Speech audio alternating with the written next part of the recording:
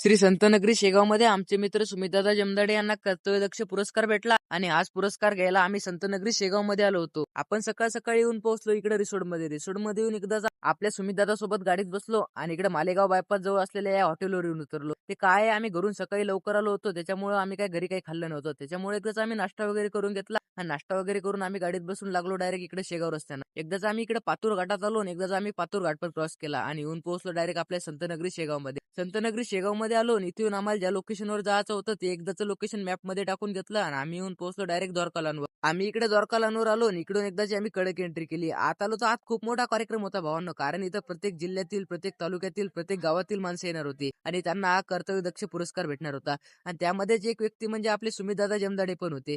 आणि तर आम्ही आपल्या सुमितदादाला तयार वगैरे करून ठेवलं होतं, पण तेवढ्यात जरा जरा पब्लिक जमायला पण तयार झाली. मग जरा जरा पब्लिक वगैरे जमली आणि प्रमुख पाहुणे पण आले होते. जरा जरा पुरस्कार वाटप चालू झाला. नंतर आपल्या सुमितदादाचा नंबर आला आणि आपल्या सुमितदादाचा पुरस्कार आपल्या सुमितदादाला मिळून गेला. नंतर आपल्या सुमितदादाचा पुरस्कार घेतला आणि तेवढ्यात आम्हाला दिसली इकडे वाशिमची पिऊताई. नंतर आमची इच्छा होती पिऊताईला भेटायची. एकदाच आम्ही आपल्या पिऊताईला भेटून घेतलं. पिऊताईला भेटलो तर आपल्यासोबत आपली रिसोर्टची मंडळी पण आली होती. नंतर आपल्या मंडळीला पण आपल्या ब्लॉगमध्ये घेतलं आणि पिऊताईला टाटा बाबा करून आम्ही येऊन पोहोचलो डायरेक्ट संतनगरी शेगावमध्ये असलेल्या आपल्या गजानन महाराजा मंदिराच्या वाहनतळात. इकडे वाहनतळात येऊन एकदाची आपली गाडी दिली पार्किंग मध्ये लावून. आपली म्हणजे जी गाडी होती भाऊ सुमित दादाची, रबर मनसात तो काही गाडी घेतली रे बा. नंतर आपण गाडी गेली तरी लावून आणि आपण पैदल पैदल चालत आलो इकडे मंदिरामध्ये. आता तुम्हाला तर माहिती इथून पुढे नाही आता मोबाईल अलाउड, त्याच्यामुळे एकदाच आपण मोबाईल दिला खिशात टूर आणि आम्ही दर्शन वगैरे घेऊन बाहेर आलो आम्ही दर्शन वगैरे घेतलं आणि गाडीत बसून केला शेगावले टाटा. पण आम्हाला इकडे रिसोर्ट मध्ये यायला डायरेक्ट संध्याकाळ झाली. मग तोरुक मामा वाजवते, तोरुक तुम्ही लाईक आणि फॉलो